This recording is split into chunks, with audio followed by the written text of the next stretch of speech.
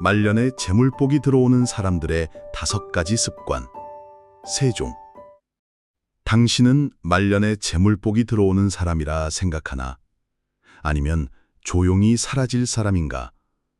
나는 왕으로서 수많은 사람들의 마지막을 보아왔다. 어떤 이는 금고가 가득했으나 죽는 날까지 외로웠다. 또 어떤 이는 가진 건 많지 않았지만 웃으며 눈을 감았다. 그 차이는 운명이 아니었다. 복은 하늘에서 뚝 떨어지지 않는다. 하루하루의 습관과 선택이 말년의 그릇을 만들고 그 그릇에 복이 담기는 것이다.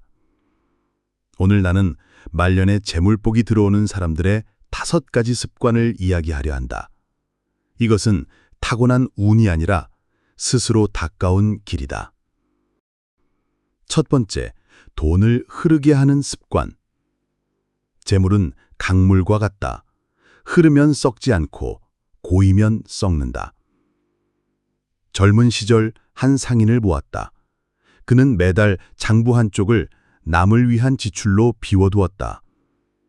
이웃이 갑작스레 병들면 즉시 도왔고, 빌려줄 때도 기한과 약속을 분명히 하여 서로의 체면을 지켰다.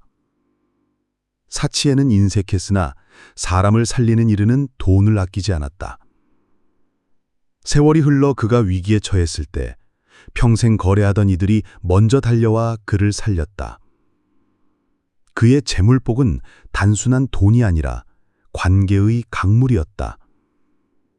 그 물길이 있었기에 복이 되돌아온 것이다.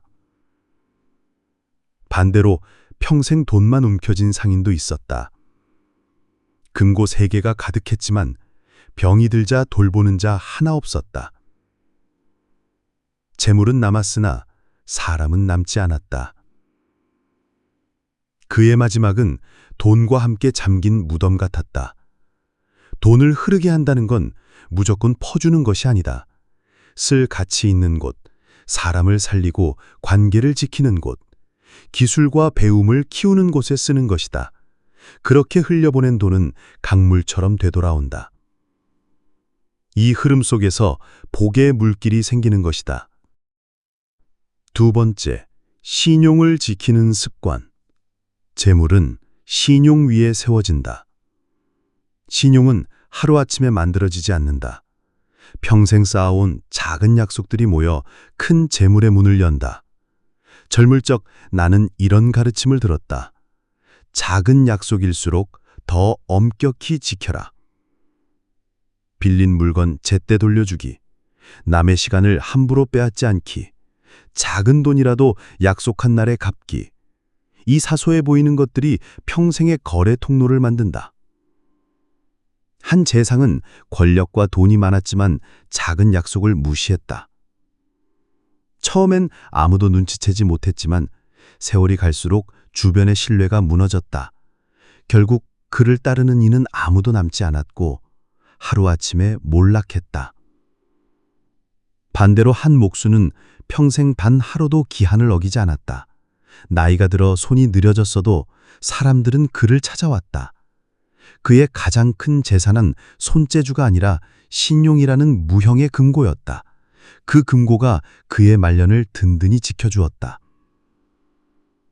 말년의 재물복은 젊을 때부터 만든 신용의 저수지에서 흘러나온다.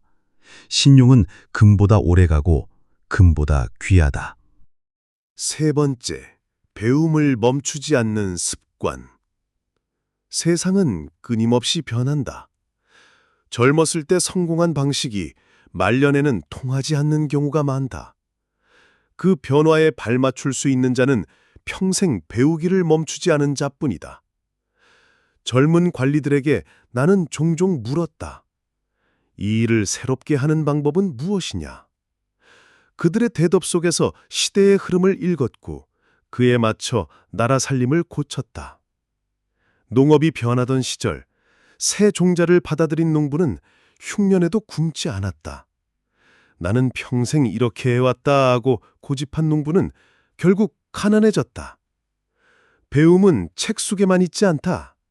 사람에게서 실패해서 젊은 세대의 말투 속에서도 온다. 배움을 멈춘 순간 재물복의 흐름도 멈춘다. 네 번째, 돈보다 사람을 먼저 보는 습관. 재물은 결국 사람을 통해 움직인다. 돈만 보고 맺은 인연은 돈이 끊기면 사라진다. 사람을 보고 쌓은 인연은 돈이 끊겨도 남는다. 한 장수는 전리품을 부하들과 나누며 이렇게 말했다. 내가 부자가 되는 것보다 내 곁에 사람이 부자가 되는 것이 먼저다. 그 후 위기에 처했을 때 부하들은 목숨을 걸고 그를 지켰다. 그의 말년은 든든했고 재물복은 사람을 따라왔다. 반면 돈을 먼저 챙긴 자들은 결국 돈도 사람도 잃었다. 말년의 재물복은 사람을 얻는 데서 시작된다. 이익을 나누고 공을 돌리고 사람을 먼저 세우는 자. 그런 자는 반드시 다시 그 이익을 돌려받는다. 다섯 번째, 감사하는 습관. 감사는 재물을 붙잡는 가장 강한 그물이다.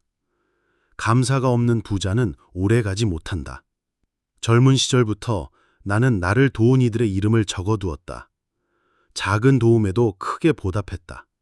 그 덕에 세월이 흐를수록 더 많은 사람들이 내 곁에 남았다. 감사하는 자는 당연한 것을 당연하게 여기지 않는다. 그 마음이 사람을 붙잡고 그 사람이 재물을 붙잡아준다. 감사의 뿌리가 깊을수록 복은 오래 머문다. 복은 운명이 아니라 습관의 열매다. 돈을 흐르게 하고 신용을 지키며 배움을 멈추지 않고 사람을 먼저 보고 감사하는 것. 이 다섯 가지는 하루아침에 생기지 않는다. 그러나 오늘 시작하면 말년에는 반드시 그 열매를 맛본다. 재물복은 하늘이 주는 것이 아니다. 하늘은 준비된 자에게만 그것을 맡긴다. 당신의 하루가 그 준비가 되길 바란다. 당신의 남은 날들이 더 단단하고 더 평온하길 바랍니다. 오늘 이야기가 작은 등불이 되었다면 구독과 좋아요로 함께 걸어갈 수 있는 힘이 되어주세요. 세종의 말이 당신의 말년에 고요한 복이 되어드릴 것입니다.